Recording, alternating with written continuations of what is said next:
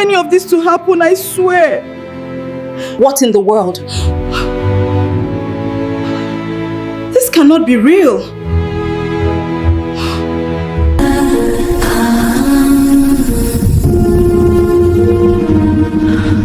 The phone call came at exactly 1:47 a.m., shattering the fragile quiet of my apartment. I pressed the phone to my ear with trembling hands, recognizing my sister's voice instantly. But it wasn't the same playful, carefree tone I had grown up with. Her voice was shaking, fragile, broken, like glass about to shatter. "Sis, please, you have to help me.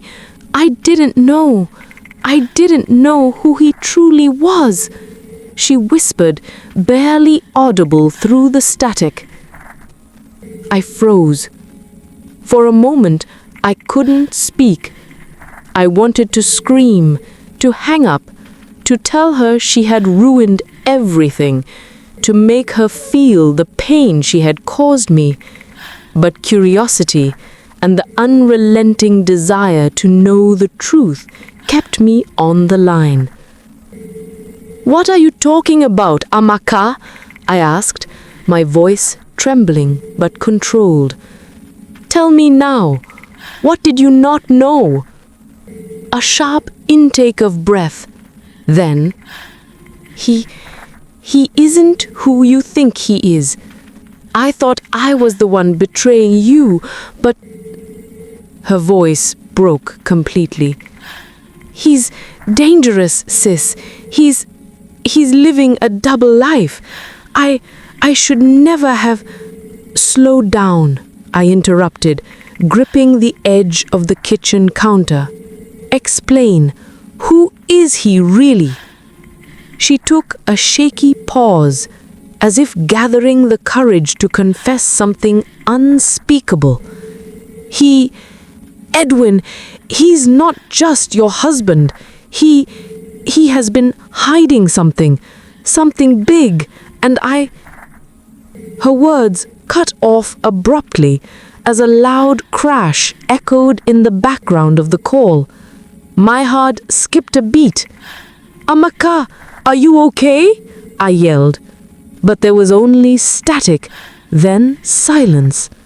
The line went dead. I dropped to the couch, my mind racing. The next morning, I couldn't stay idle. I had to know. I returned to our home, the house that now felt like a tomb. Everything was still. The cupboards empty, the rooms silent, Edwin and Amaka gone. But I remembered the study, the one place Edwin always kept locked, the one place I had been told never to enter. I found the key taped under the flower pot on the veranda, exactly where I knew he would hide it. My hands shook as I unlocked the study door. The room was cold, dimly lit by the morning sun that sneaked through the half-closed blinds. Papers were stacked neatly on the desk, but it wasn't the documents that caught my attention, it was the laptop. I clicked on it. The screen flickered to life. Emails, bank statements, travel documents, and then files marked private, confidential. I clicked on the first folder. My stomach churned as I realized what I was seeing. Edwin wasn't just living a doggle life. He was part of something illegal, dangerous, something that would destroy anyone who crossed him. Bank accounts in foreign countries, fake identities, investments in shell companies, large, unexplained sums of money moving in and out, and worse, a list of names, people he had tracked, people who owed him, people he was manipulating. I realized then why he had left so suddenly. He hadn't run away with my sister for love. He had run away because the walls were closing in. The secret he had carried for years was starting to surface, and he had no choice but to vanish. Amaka's realization. The call from Amaka now made sense. She had walked straight into a world she didn't understand, a world she wasn't prepared for. That crash in the background of the phone call, the panic in her voice, wasn't just guilt, it was fear. I called her back immediately, but this time there was no answer. I left message after message. Amaka, it's me. Listen, whatever he's hiding, don't go near him. I'll come to you. Please, answer. Hours later, she finally responded with a trembling message. Sis, I'm at the safe house. I can't go home. He's tracking everything. Please don't come near me. Safe house. The words sent chills down my spine. Edwin wasn't just a man. He was a shadow that could reach anyone, anywhere. The reality of the situation hit me harder than the betrayal ever had. It wasn't just my marriage that was at risk. It was our lives. The plan. I knew I couldn't face this alone. I called my closest friend, a lawyer who had dealt with high-level corporate and criminal cases. I explained everything. Edwin, the hidden accounts, the threats, Amaka's panic. She listened, silent for a long time. Then she said, Rossy, if what you're telling me is true, you're not just dealing with a cheating husband. You're dealing with someone who could ruin lives, or worse. You need evidence, and you need protection. Protection? I had never imagined I would need protection from my own husband. We devised a plan. Step 1, secure Amaka. Step 2, gather proof. Step 3, expose Edwin without endangering ourselves. I started with Amaka. Using a burner phone, I navigated her to a safe location far from our city. She was waiting for me in a small, nondescript apartment rented under an alias. The moment I saw her, I rushed forward and hugged her tightly. I'm so sorry, sis. I didn't know. She sobbed. You didn't know, Amaka? I said, my voice shaking. But now we do, and we have to be smart. We can't let him hurt anyone else, especially us. The confrontation. We began gathering evidence, emails, bank statements, documents, and digital records. Each new file confirmed the nightmare. Edwin was dangerous. The man I married, the man Amaka fell for, wasn't just a cheater.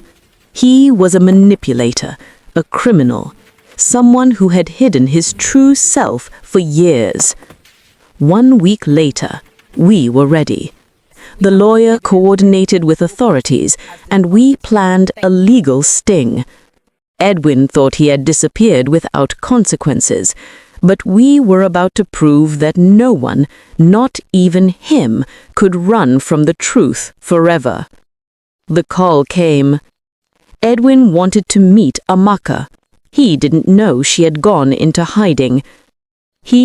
I just want to talk, he had said, voice smooth and calm, completely unaware that his world was about to unravel.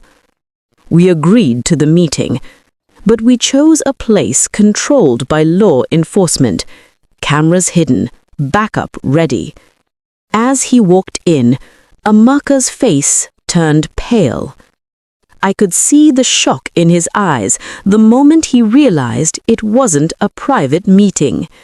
The agents stepped forward, And for the first time, the man who had terrified us for months looked small, exposed, powerless. He tried to charm, to talk, to convince, but we had the evidence. Every illegal transaction, every secret account, every manipulation laid bare. Amaka broke down. "I didn't know," she whispered, tears streaming. "I thought I was the one betraying her. I fell in love with him." "You weren't the betrayer," I said, holding her hand. "He was the one hiding from us, lying to both of us." Edwin, for the first time, couldn't speak. His power, his charm, his control, all gone. Authorities explained the consequences: fraud, illegal operations, identity manipulations. He would face years in prison. He would never touch our lives again. Amaka collapsed in my arms, sobbing. "I'm so sorry, sis. I ruined everything." "You didn't ruin everything," I said firmly. "You survived, and that's what matters. He's the one who ruined himself." Months passed. Edwin was imprisoned. Amaka and I rebuilt our relationship slowly. Trust was fragile, but stronger than before. We had survived betrayal, fear, and danger together, and we were still standing.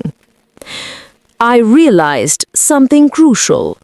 Life doesn't always go as planned. People betray you.